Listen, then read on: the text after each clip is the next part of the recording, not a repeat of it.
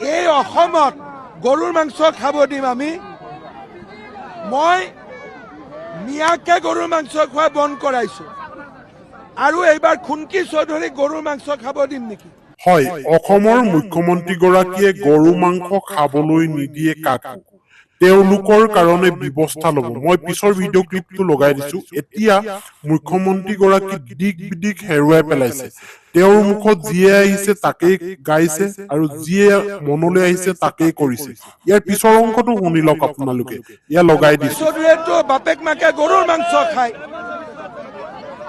মই বুজিলো তেওঁ অপেনলি সাপোৰ্ট কৰিব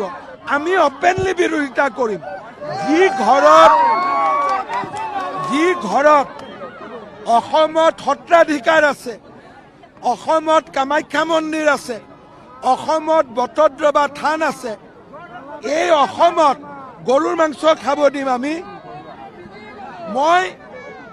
মিয়াকে গৰুৰ মাংস খোৱা বন্ধ কৰাইছো আৰু এইবাৰ খুনকি চৌধুৰী গৰুৰ মাংস খাব দিম নেকি কোনো গৰুৰ মাংস খোৱা বাপেক মাকক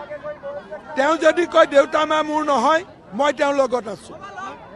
আপুনি ভোট দিব নেকি গৰুৰ মাংস খোৱা মানুহক ইলেকশ্যনৰ পিছত কেটেল প্ৰিভেনশ্যন এক্টত দেউতাক মাকৰ ওপৰত মই একশ্যন লৈ আছো হয় এয়া হৈছে কুংকি চৌধুৰী আৰু এই কুংকি চৌধুৰী মধ্য গুৱাহাটীৰ পৰা অসম জাতীয় পৰিষদৰ পৰা প্ৰাৰ্থিত্ব লৈ তেওঁ তাত বিধায়ক ৰূপে প্ৰতিদ্বন্দ্বিতা কৰিছে আৰু তাৰ বিপৰীতে বিজয় গুপ্তা নামৰ এজন অনা অসমীয়া ব্যক্তিয়ে তাৰ পৰা প্ৰতিদ্বন্দ্বিতা কৰিছে বিজেপিৰ পৰা এতিয়া প্ৰশ্ন হৈছে কুংকি চৌধুৰী হৈছে উচ্চ শিক্ষাৰে শিক্ষিত এগৰাকী যুৱতী যি ভাৰতবৰ্ষৰ বাহিৰৰ অধ্যয়ন কৰি উচ্চ শিক্ষাৰে শিক্ষিত হৈ আহি অসমৰ ৰাজনীতি নিকা কৰাৰ উদ্দেশ্যেৰে ভাল কৰাৰ উদ্দেশ্যেৰে তেওঁ নৱপ্ৰজন্মৰ প্ৰতিনিধি হিচাপে তাত প্ৰতিদ্বন্দ্বিতা কৰিছে মধ্য গুৱাহাটীত আৰু তাৰ বিপৰীতে বিজয় গুপ্তা হয় বিজয় গুপ্তাই এজন ব্যৱসায়ী হৈ বিজেপিৰ পৰা টিকেট লৈ তেখেতে ইয়াত এজন বিধায়ক হিচাপে আচলতে হ'ব বিচাৰিছে এতিয়া অনা অসমীয়া আৰু অসমীয়াৰ মাজত এখন যুদ্ধ হোৱাৰ সম্ভাৱনা প্ৰকট হৈ পৰিছে আৰু তাৰেই উমান পাইছে মুখ্যমন্ত্ৰী গৰাকীয়ে আৰু মুখ্যমন্ত্ৰী গৰাকীয়ে তাৰেই উমান পাই কুংকি চৌধুৰীৰ বদনাম উলিয়াব নোৱাৰি কুংকি চৌধুৰীৰ পৰিয়ালৰ বদনাম উলিয়াইছে আৰু কৈছে যিটো ছচিয়েল মাধ্যমত এতিয়া ভাইৰেল হৈ আছে আপোনালোকে গম পায় যে গো মাংস ভক্ষণ কৰিছে এই কথাটো গো মাংস ভক্ষণ কৰি কুংকি চৌধুৰীয়ে ছচিয়েল মিডিয়াত ফটো আপলোড কৰি থৈছে